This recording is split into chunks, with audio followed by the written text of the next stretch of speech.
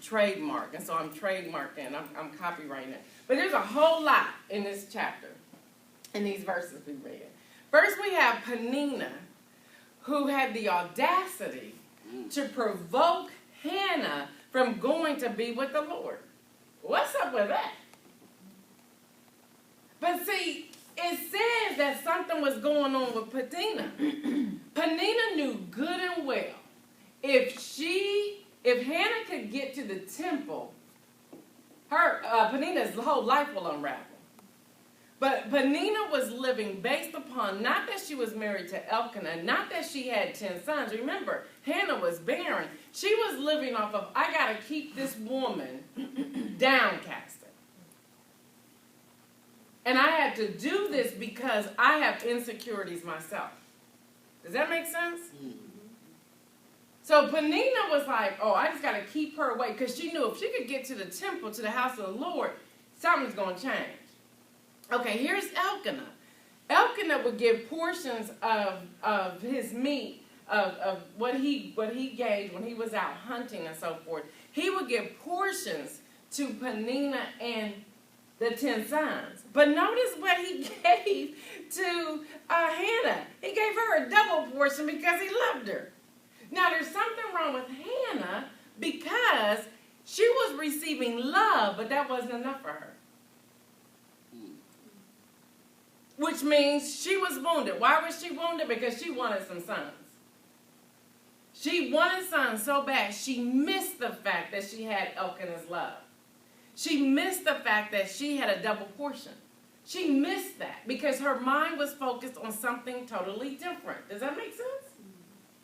Don't we do that? Mm-hmm. How often do we miss things because of our woundedness when people are saying, look, I'm giving you this. Why are you still focused over here on something that's not going to bring you much happiness, but temporary happiness? Because what normally happens when we get those things that we want? They lose value. They lose value. Okay, so we accomplished that. We got that. But then what? We go to somewhere else. We go somewhere else. Mm-hmm. We never go somewhere. Satisfied. We're never satisfied. Mm-hmm. So Peninnah has a problem. Hannah has a problem. And so they're now ending up at the dinner table. Now Elkanah has a problem. Yeah, now Elkanah has a problem. Because they're all around the table. They're all around the table. But something happened this time. And most people skip over this verse. And it is verse 9. Once when they had finished eating and drinking in Shiloh, Hannah stood up. That's very important. Why would they put that in there? That means there's a transition coming. She decided, enough. I'm taking a stand here. I'm standing up. Now, she was probably at the table. She probably had Peninnah right across from her.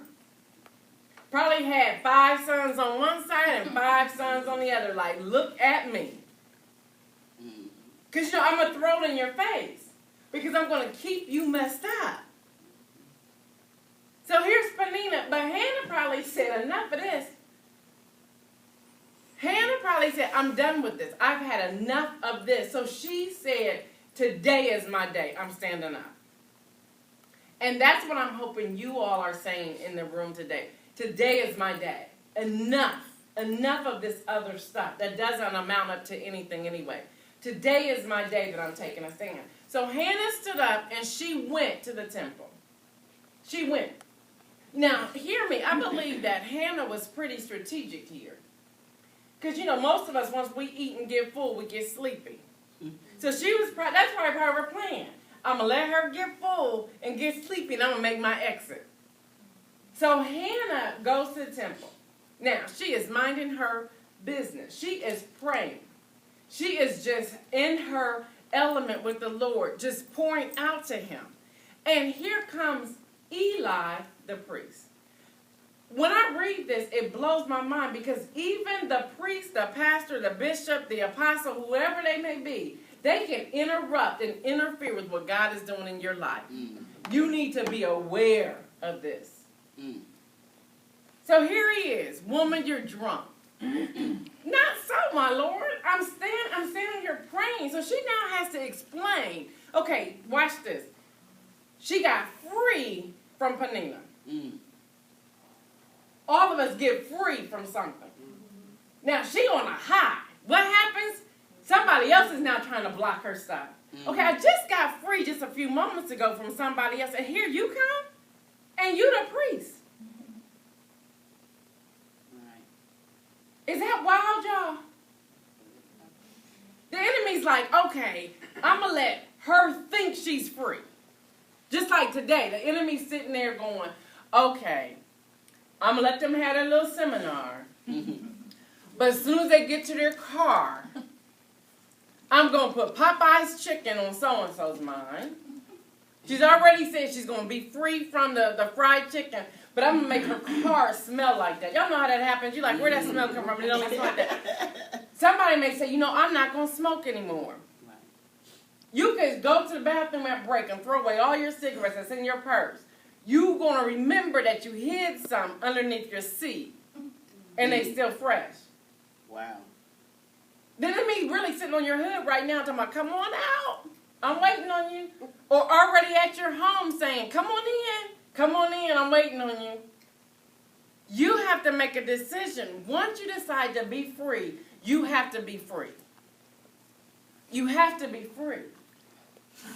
And we see what happens here. I love this. In verse 17, Eli answered, okay, go in peace, and may the God of Israel grant you what you have asked of him. Because she's really telling me, which means, you all, it's time for us to have a voice. Right. We need to start letting people know, you're not going to do this to me. You're not. At all. That's not going to happen.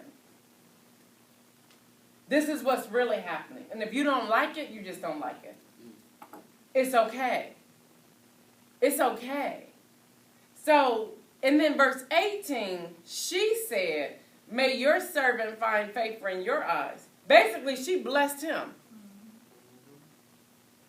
Like, you out here sitting at the doorpost of the temple, preventing me to come in and pray the way I pray. He was probably unsure because she was probably speaking in an unknown tongue, praying her prayer, and he didn't know how to interpret or what was going on with her.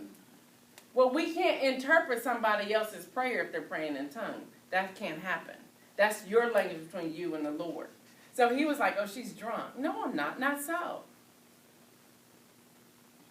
Does that make sense? Am I making any sense here? You're making a decision today. You're making a decision today. So with that,